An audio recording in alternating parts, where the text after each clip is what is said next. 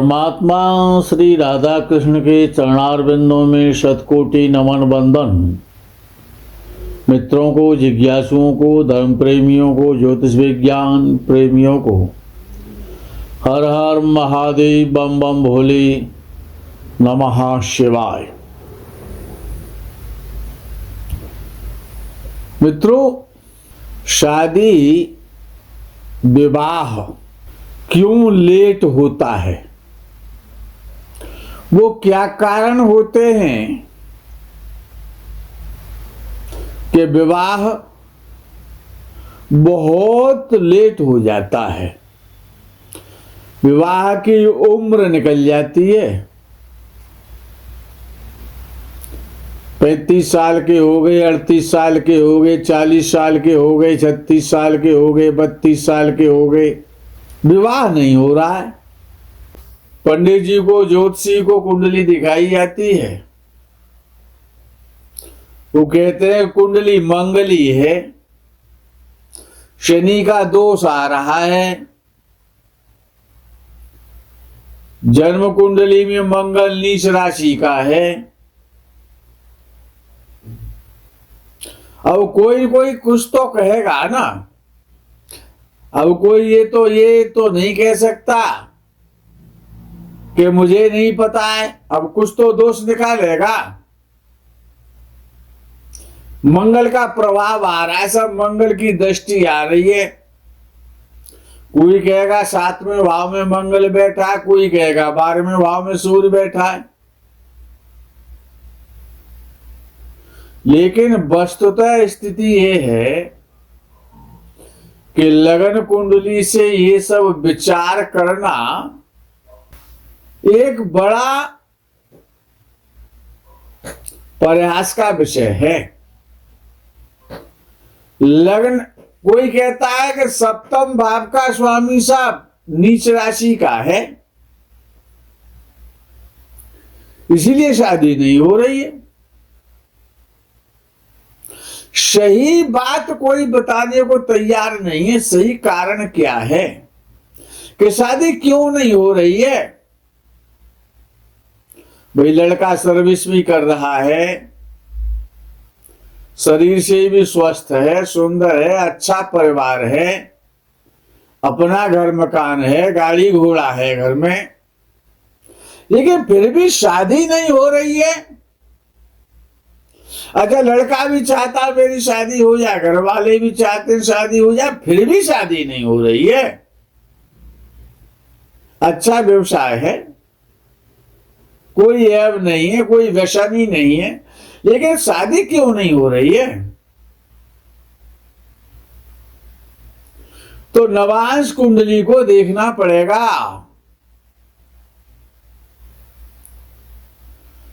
नवांश कुंडली में नवांश लगन का स्वामी देखो, शादी वही कराएगा और कोई कराने वाला नहीं है। बाकी ये सब मन बहलाने की बातें हैं, ठगने खाने का जुगाड़ है, इससे कुछ नहीं होना जाना है। केवल आपको सिर्फ और सिर्फ नवांश कुंडली को देखना है, और नवांश कुंडली में भी और नवांश के स्वामी को देखना है, नवांश लग्न के स्वामी को देखना है। वो कौन है, कहां बैठा है, किसके साथ बैठा है, ये देखना है। यदि नवांश लगन का स्वामी जो भी बनता है नवांश कुंडली में, यदि वो नीच राशि का है, शादी लेट होगी। शत्रु राशि का है, शत्रु राशि में चला गया, शादी विलंब से होगी। पापक ग्रहों के साथ बैठा है, शनि राहु मंगल केतु के साथ बैठा है, पाप पीड़ित हो रहा है, पापक ग्रहों की युति में बैठा है। अब वो भले भाग्य स्थान में बैठा रहे, केंद्र में बैठ जाए, यदि पाप पीड़ित हो गया, शुभ प्रभाव नहीं आया, नीच राशि का भी हो गया, नवांश लग्न का स्वामी, कोई शुभ प्रभाव नहीं हुआ उस पर, केवल पाप प्रभाव हुआ, पाप युति हुई, पाप दृष्टि हुई, किसी शुभ ग्रह ने देखा ही नहीं उसे, तो क्या होगा? शादी होना असंभव है। हाँ, ब्रह्मा जी ने कहीं रजिस्टर में द्वारा से लिख दिया तो हम नहीं कह सकते हैं। शादी ना होने का योग पहले बता रहे हैं हम आपको कि यदि केवल पापक ग्रहों के साथ लग्नेश बैठा है और नीच का हो जाए, शत्रु राशि का हो जाए और कोई शुभ प्रभाव ना हो, उसके साथ में बैठने वाले ग्रह भी उच्च राशि के ना हो, वो भी खराब स्थिति में हो, पाप ग्रह हो, और शुभ पीड़ित हो जाए, गलत की संगति में फंस जाए, पापक ग्रहों की संगति हो जाए, तो शादी होना असंभव है। ये तो शादी ना होने का कारण है। वो ग्रह अब आपके कौन से बृहस्पति कहां बैठा है, शुक्र कहां बैठा है, ये आप देखते रहे, शादी असंभव हो जाएगी होना। यदि एक भी शुभ ग्रह का प्रभाव आ गया उस पर, तो शादी तो होगी, लेकिन बहुत विलंब से होगी, देरी से होगी, टाइम निकल जाएगा, ख्वाब खत्म हो जाएंगे, स्वप्न में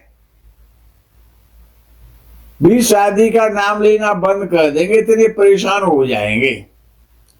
लेकिन जब उस शुभ ग्रह का समय आएगा, अंतर्दशा आ जाए, प्रत्यंतर दशा आ जाए, अगर एक भी शुभ ग्रह देख रहा है तो वो शादी करा देगा। यदि नवांश लग्न का स्वामी उच्च राशि का हो जाए, बहुत अच्छा माना जाएगा।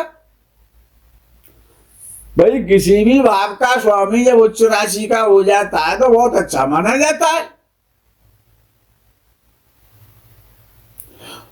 लेकिन उस पर शुभ प्रभाव ना जाए, स्वयं तो उच्च राशि का हो जाए, अब वो लगन में बैठ जाए, चाहे त्रिकोण में बैठ जाए, चाहे केंद्र में बैठ जाए, उच्च राशि का होकर के भी, जबकि उच्च राशि का लग्नेश नवांश कुंडली का केंद्र त्रिकोण में बैठेगा तो अच्छा फल देगा। लेकिन वो उच्च राशि का है और उसके साथ सूर्य, मंगल, राहु और शनि जैसे ग्रह बैठे हैं, इनमें से 2 बैठे हैं, 3 बैठे हैं, एक बैठा है, 2 की दृष्टि जा रही है उस पर, उच्च के नवांश लग्न के स्वामी पर, तो शादी इतनी लेट हो जाएगी। शादी तो हो जाएगी, लेकिन जब उस उच्च के ग्रह की दशा आएगी तभी होगी। अगर शुभ प्रभाव नहीं हुआ तो, शुभ ग्रह साथ नहीं हुआ, शुभ ग्रह ने नहीं देखा, तो वो उच्च का है, इसलिए वो शादी तो एक दिन करा देगा, चाहे वो 40 साल पे कराए, चाहे वो 38 साल पे कराए, वो चाहे 36 साल पे कराए, उच्च का इसलिए एक शादी तो करा देगा, समय निकालने के बाद कराएगा।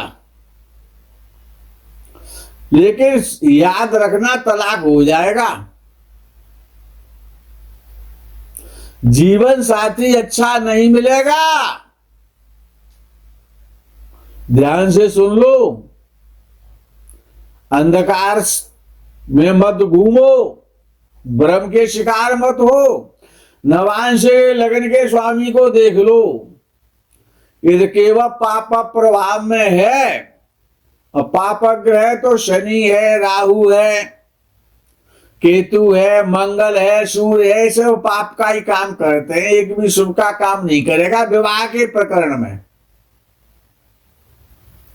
अगर लग्नेश इनके साथ बैठा है, इनसे दृष्ट हो रहा है, बुध बृहस्पति शुक्र उसका सहयोग नहीं कर रहे हैं, न उसके साथ बैठे, न उसको देख रहे हैं, और लग्नेश उच्च का है, पाप पीड़ित हो गया, तो शादी तो एक दिन हो जाएगी, चाहे भले ही बुढ़ापे में हो जा करके, लेकिन उसका सुख नहीं मिलेगा, तलाक तैयार मिलेगा, एंटरटेनमेंट होगा, पड़ोसी भी तमाशा देखेंगे, घर के भी परेशान रहेंगे, रोज झगड़ा होगा, ये स्थिति हो जाएगी। इसीलिए तो जब नवांश लगन का स्वामी केवल पाप पीड़ित हो जाता है, उच्च का होता है तो शादी करा देता है, वह नीच का हो गया, पाप पीड़ित हो गया, अब शादी नहीं हो रही है, ध्यान रख लो। आप कितने सुंदर बने रहे, आप कितनी सुंदरी बनी रहे, कितनी आपकी हाई एजुकेशन हो जाए, कितना ही धन हो जाए, शादी नहीं होगी। सीताराम का भजन करना पड़ेगा, शादी के ख्वाब छोड़ दें आप। केवल एक ही शर्त है कि अगर लग्नेश अच्छा हो गया, पाप पीड़ित होने पर भी बली रहा, तो शादी तो करा देगा, लेकिन तलाक कराएगा। तलाक का मुख्य कारण है ये।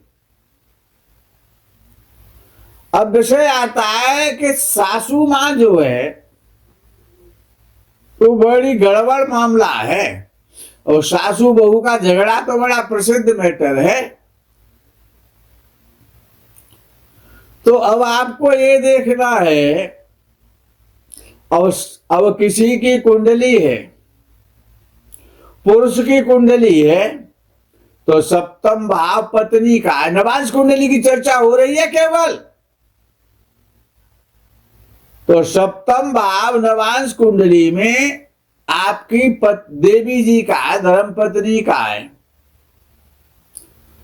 और नवांश कुंडली का दसम भाव सासू मां का भाव है। उसमें दसम भाव में, नवांश कुंडली के दसम भाव में यदि शुभ ग्रह बैठे हैं तो सासू मां अच्छी होंगी, झगड़ा नहीं होगा। उसका स्वामी पाप पीड़ित है, उसमें दसम भाव में पाप ग्रह बैठे हैं, और सासू मां तो आगे नहीं मिलेंगी अब आपको। अब तो आप भजन करोगे, माला जपोगे सासू मां के लिए कि इनका इंतकाल कब होगा।